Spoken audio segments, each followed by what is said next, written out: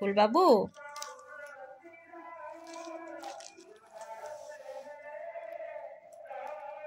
পিকুর কপালে যখন ভালোবাসা জুটলই না, পিকু এই ফুল খেয়ে ফেলবে এখন।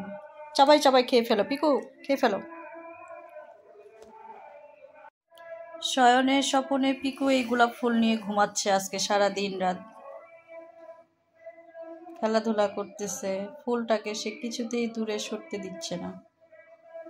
কিন্তু তারপরেও পিকুর কপালে ভালোবাসার কেউ জুটল না। ছি ছি ছি রে ননি ছি, এটাই বাস্তব।